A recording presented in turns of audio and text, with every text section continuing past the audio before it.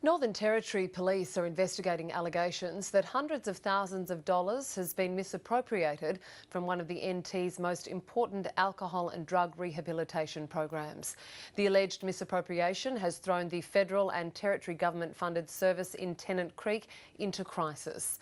The community-run organisation has now decided to close its youth rehabilitation program. It's a major blow in the remote town, 1,000 kilometres from Darwin, riven by alcohol and substance abuse. Jane Bardon reports.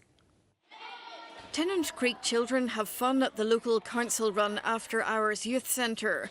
The programmes here are needed because some children in the town aren't being cared for at home.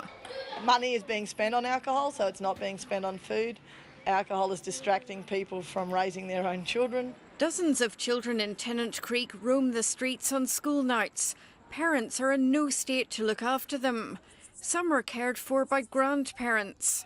And there are also, sadly, young people where we have to drive around to multiple houses before we find somewhere for them to stay. The local council youth centre is just one programme tackling alcohol abuse in the town.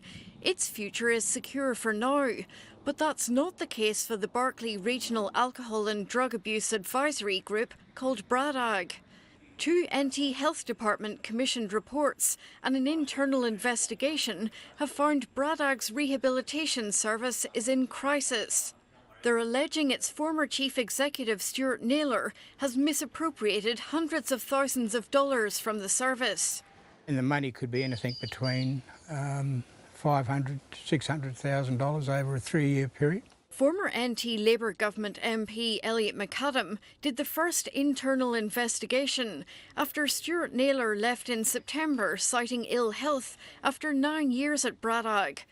He found in the last 3 years, Mr Naylor claimed almost $500,000 in uncontracted overtime, $39,000 in uncontracted travel allowance last financial year, and $30,000 received in rent each year for 13 houses meant for clients wasn't accounted for.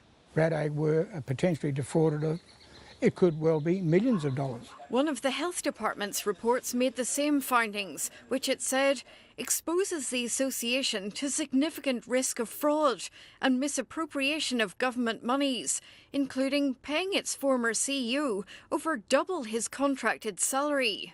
You've got taxpayers out there who probably are wondering why are we putting all this money into services if there's been no oversight. The other health department report on clinical services found staff unqualified and untrained, substandard premises, meagre and unhealthy food, inadequate client safety, particularly in the youth treatment service.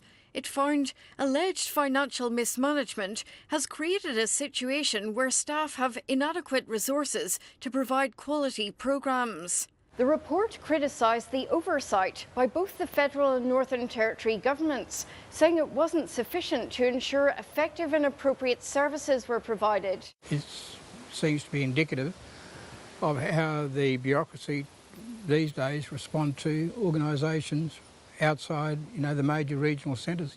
The NT Police Major Fraud Squad is now investigating. When the ABC put the allegations to Stuart Naylor, he didn't want to comment and said he hasn't been contacted about them by the NT government or police. Because of the crisis in the organisation, it has now decided to close its youth treatment services. Elliot McAdam still wants the full details of alleged misappropriation during Mr Naylor's 9-year tenure examined. That's why it's very critical that the Department of Health or the Prime Minister and Cabinet fund a forensic audit. So far, the NT government has only committed to working with and supporting BRADAG to address the range of operational service delivery issues identified by the review. Meanwhile, other organisations dealing with alcohol in Tennant Creek are doing what they can to limit damage. Back at the youth centre, Alba Brocky is doing her best with limited resources. But I know that on an individual level with some children, I'm making a difference. It's a tough battle that's become even more difficult in Tennant Creek. Jane Bardon, ABC News.